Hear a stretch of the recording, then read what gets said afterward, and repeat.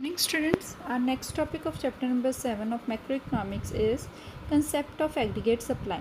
Aggregate supply, that is AS, refers to the aggregate production as planned by the producer during an accounting year. एक particular accounting year में जो कि अप्रैल से start होकर next year की मार्च में ख़त्म होता है, जो हमारा स्कूल ईयर एकेडमिक ईयर भी होता है, उस अकाउंटिंग ईयर में एक नंबर ऑफ प्रोड्यूसर्स द्वारा ग्रुप ऑफ प्रोड्यूसर्स द्वारा जो भी प्लान किया गया कि उन्होंने टोटल कितनी प्रोडक्शन करनी है, that is known as aggregate supply. It implies the flow of goods and services in the economy during an accounting year. इसमें गुड्स और सर्विसेज कितनी प्रोड्यूस करके इकॉनमी में भेज रहे हैं, इकॉनमी में सेल कर रहे हैं, that is known as accounting, that is known as aggregate supply. We know the production of goods and services implies value addition. जैसे कि हमने पिछले चैप्टर में पढ़ा था कि जैसे जैसे गुड्स एंड सर्विसेज प्रोड्यूस की जाती हैं, रॉ मटेरियल से गुड्स एंड सर्विसेज प्रोड्यूस की जाती हैं, उससे उन रॉ मटेरियल्स प्रोडक्ट की वैल्यू में एडिशन होती है, वैल्यू जो है वो इंक्रीज़ हो जाती है, उन गुड्स एंड सर्विसेज की वैल्यू जो है वो ऐड होती है. And value addition implies income generation. और जिस जैसे वैल्यू एडिशन ऐड होती जाती है गुड्स एंड सर्विसेज में, उसी के साथ साथ जो उसमें वर्कर्स काम कर रहे हैं उनकी इनकम भी जनरेट होनी शुरू हो जाती है. Our knowledge of national income accounting tells us that the value added and income generated are identical to each other. अब इससे हमें ये भी पता लगता है कि जितनी जितनी वैल्यू ऐड हो रही है उतनी ही इनकम जनरेट होती है. So value addition and income generated are identical, मतलब कि सेम, जितनी वैल्यू ऐड हो रही है उतनी ही इनकम जनरेट होएगी. Accordingly A S implies flow of income, that is why, in the economy during the accounting year. AS and Y therefore can be treated as identical to each other. अब इसमें यह बताया गया कि जो AS aggregate supply है वो जो इनकम है इकॉनमी की, वो दोनों क्या है, आइडेंटिकल है, सेम है. जितनी जितनी इनकम सप्लाई बढ़ती जाएगी उसी रेट से इनकम भी इंक्रीज़ होती जाएगी. अब हम ये शेड्यूल के थ्रू पढ़ रहे हैं. अब देखो इसमें बताया जा रहा है इनकम जो है पहले ज़ीरो थी तो सप्लाई ऑफ गुड्स भी उस टाइम पे ज़ीरो होगी. अगर इनकम 20 हो रही है तो सप्लाई भी 20 होगी. 40 है इनकम तो सप्लाई भी 40 होगी. सो इसी तरह बताया जा रहा है जैसे जैसे इनकम इंक्रीज़ होती जा रही है वैसे वैसे सप्लाई भी इंक्रीज़ होती जा रही है. बोथ आर आइडेंटिकल, दोनों सेम है. सो इसका कर्व क्या बनेगा, एट 45 डिग्री एग्रीगेट सप्लाई और income are always equal. y is equal to A S, दोनों की सेम लाइन है, that is on 45 degree. O Y जो लाइन है ये इनकम और एग्रीगेट सप्लाई को रिप्रेजेंट करती है. Okay, A S line happens to be a 45 degree line. This is because of the fact that AS on the y-axis is identical with y on the x-axis. अब क्या बता रहे हैं कि ये आइडेंटिकल क्यों है, सेम क्यों है, क्योंकि जिस रेट से इनकम इंक्रीज़ हो रही है उसी रेट से एग्रीगेट सप्लाई भी इंक्रीज़ होगी. अब दोनों सेम रेट से इंक्रीज़ हो रहे हैं तो इसकी लाइन भी क्या बनेगी, 45 डिग्री पे बनेगी. ओके, नेक्स्ट कंसेप्ट है consumption function. Household consumption expenditure, that is C, is an important component of aggregate demand in the economy. अब जैसा हमने पहले पढ़ा है कि जो कंजप्शन फंक्शन है, कंजप्शन एक्सपेंडिचर है हाउस होल्ड सेक्टर पर, वो एग्रीगेट डिमांड का मेन कंपोनेंट है. It is directly related to the level of income. अब जो कंजप्शन एक्सपेंडिचर है डायरेक्टली किस पे रिलेटेड है, इनकम पे. जैसे जैसे इनकम इंक्रीज़ होती जाएगी कंजप्शन इंक्रीज़ होती जाएगी, एंड वाइस वर्सा, जैसे इनकम डिक्रीज़ होती जाएगी कंजप्शन भी डिक्रीज़ होती जाएगी. The functional relationship between C and Y is called consumption function. जो इनका आपस में फंक्शनल रिलेशन है, जो फॉर्मूला इसमें बता रहे हैं, अलजेब्रिक रिलेशनशिप बताते हैं, उसे कंजप्शन फंक्शन कहा जाता है. It reveals the behaviour of household consumption expenditure with respect to the level of income in the economy. अब कंजप्शन फंक्शन क्या बताता है कि कंजप्शन एक्सपेंडिचर का अलग अलग इनकम लेवल के साथ उनका क्या रिलेशन है, कंजप्शन कितनी इंक्रीज़ होएगी जब इकॉनमी की लेवल ऑफ इनकम के इंक्रीज़ होने के साथ. ठीक है, अब इसमें कुछ पॉइंट्स बताए गए हैं. There is always some minimum level of consumption even when y is equal to zero. चाहे इनकम ज़ीरो भी हो तब भी जो लोग हैं वो कुछ ना कुछ कंज्यूम करते हैं अपनी रोज़ी रोटी के लिए, चाहे वो दूसरों से मांग के या दूसरों से बोरो करके क्यों ना कंज्यूम करे, पर वो कंज्यूम कुछ ना कुछ करते हैं. That is known as autonomous consumption. उसे ऑटोनॉमस कंजप्शन कहा जाता है. This leads to the negative saving, और इसी के नेगेटिव सेविंग्स भी कहते हैं क्योंकि ये सेविंग में से रिड्यूस होती जाती है. जो पहले की उन्होंने सेविंग की हुई है वो नेगेटिव चली जाती है, सेविंग पहले से कम हो जाती है. Consumption is positively related with the income. और कंजप्शन जो है वो इनकम के साथ पॉजिटिवली रिलेटेड है, मतलब कि इनकम के बढ़ने के साथ कंजप्शन भी इंक्रीज़ होती जाती है और इनकम के कम होने के साथ कंजप्शन भी कम होती जाती है.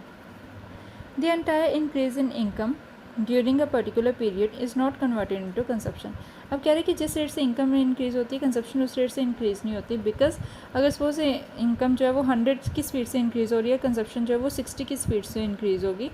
इनके बीच में वो डिफरेंस है, वो क्या डिफरेंस है, क्योंकि लोग एक पर्टिकुलर पॉइंट पे पहुंचने के बाद अपनी जब उनकी बेसिक नीड्स पूरी होने शुरू हो जाती हैं तो वो उसके बाद क्या करते हैं, कुछ पार्ट्स अपने इनकम का सेव करना स्टार्ट कर देते हैं। A part of it is saved as well, so that the rate at which income consumption increase often lags behind the rate of at which income increase। अब इसमें यही बताया गया कि जिस स्पीड से इनकम इंक्रीज़ होती है कंजप्शन उस स्पीड से इंक्रीज़ नहीं होती, बिकॉज उसका कुछ पार्ट इनकम का कुछ पार्ट लोग सेव भी कर लेते हैं। फिर से वही टेबल आ गया कि इनकम जब ज़ीरो है तो कंजप्शन जो है वो 20 होगी, इनकम जब 0 से 50 होगी कंजप्शन जो है वो बढ़ के 20 से 60 होगी। एक पॉइंट के बाद इनकम जो है वो 100 और कंजप्शन भी 100 हो गई, जहाँ पे दोनों एक दूसरे से इंटरसेक्ट करते हैं। और जब इनकम बढ़ रही है तो कंजप्शन भी बढ़ रही है, पर थोड़े कम रेट से। इनकम यहाँ पे 150 हो गई और कंजप्शन यहाँ पे क्या है 140 रह जाएगी। देयर इज़ अ 10 का जो डिफरेंस आ रहा है, रुपीज़ का डिफरेंस आ रहा है, वो क्या है सेविंग। ठीक है, अब ये डायग्रामेटिकली आपको रिप्रेजेंट कर रहे हैं। ये जो ओ वाई लाइन है ये है इनकम, जो कि 45 डिग्री पे इंक्रीज़ होती जाती है, बिकॉज सप्लाई और जो इनकम है वो इक्वल इंक्रीज़ होती है। ठीक है, और जो ये वाली लाइन है सी लाइन है, लाइट ब्लू कलर की लाइन है, ये आपको रिप्रेजेंट करती है कंजप्शन। जब इनकम ज़ीरो है तब भी कुछ ना कुछ कंज्यूम हो रहा है। इनकम के बढ़ने के साथ साथ कंजप्शन बढ़ती जा रही है। एक पॉइंट पे पहले तो इनकम से कंजप्शन ज़्यादा है, फिर एक पॉइंट पे दोनों इक्वल हो जाती हैं, फिर उस पॉइंट को क्रॉस करने के बाद इनकम जो है वो बढ़ जाती है और कंजप्शन जो है इनकम से कम रहती है, और जो ये डिफरेंस रह जाता है बीच में ये क्या हो जाता है सेविंग। ठीक है, next is a slope of C line, slope of consumption function. इसे मार्जिनल प्रोपेंसिटी टू कंज्यूम भी कहा जाता है। ठीक है, the slope of C line indicates consumption function need more some elaboration. It refers to the rate at which C increases in response to given increase in Y. अब इसमें क्या बता रहे हैं कि जिस लेवल से इनकम इंक्रीज़ हो रही है कंजप्शन भी उसी लेवल से इंक्रीज़ हो रही है। इनका आपस में जो इनका इंक्रीज़ का जो चेंज आ रहा है उसके बारे में हम स्टडी करेंगे इसमें। It indicates the proportion of additional income that goes to consumption, मतलब कि प्रोपोर्शन कितनी इनकम जिस परसेंट से इंक्रीज़ हो रही है कि कंजप्शन भी उस परसेंट से इंक्रीज़ हो रहा है। जो इसमें चेंजेस आ रहे हैं उसे क्या कहते हैं एडिशन इनकम, और उसके जो कंजप्शन में चेंजेस आ रहे हैं उसे क्या कहेंगे addition consumption. It is measured as the ratio between the delta C that is a increase in income and delta Y that is a increase in consumption and increase in income.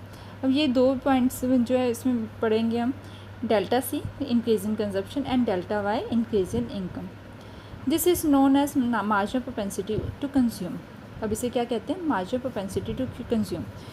Figure 4. This figure shows the estimation of MPC as the slope of C line. अब figure 4 में जो है हमें बता रहे हैं कि MPC जो है उसका स्लोप कैसा रहता है। ठीक है, अब यहाँ पे आपको बता रहे हैं कि इस पॉइंट से लेके इस पॉइंट तक इनकम का जो चेंज है वो 50 है, 50 रुपीज़ का चेंज आया है, बट जो कंजप्शन का चेंज है वो क्या है 40 रुपीज़ का चेंज आ रहा है। तो हमारी जो स्लोप ऑफ सी लाइन क्या है वो 0.8 है, मतलब 80% जो है उसका स्लोप है। ठीक है, this figure shows that when income increases from 100 to 150। अब इनकम में यहाँ पे कितना 100 से वो 150 हो गई, मतलब 50 रुपीज़ का चेंज आया जो हमें यहाँ पे शो किया गया, change in income is equal to 50 and C increases from 100 to 140। कंजप्शन में कितना चेंज आ रहा है 40 रुपीज़ का, that is delta C is equal to 40। तो ऊपर क्या आएगा delta C upon delta Y. Income के चेंज होने की वजह से कंजप्शन में कितना चेंज आया, तो कंजप्शन ऊपर आएगी इनकम नीचे आएगी, 40 डिवाइडेड बाई 50 विच बिकम्स 0.8। इसे हम 80% भी कह सकते हैं। Now the formulas of APC and MPC। APC होता है average propensity to consume. Average propensity to consume का फॉर्मूला क्या है total consumption divided by total income. 140 हमारी टोटल कंजप्शन थी और 150 हमारी टोटल इनकम थी, तो हमारी जो APC या एवरेज प्रोपेंसिटी टू कंज्यूम है वो है 0.93 थी। ओके, और अब मार्जिनल प्रोपेंसिटी टू कंज्यूम का फॉर्मूला है delta C upon delta Y, change in consumption due to change in income. अब चेंज इन कंजप्शन इनकम हमने पीछे कैलकुलेट की थी, चेंज इन इनकम है 50 एंड चेंज इन कंजप्शन है 40, therefore MPC is equal to 40/50 that becomes 0.8।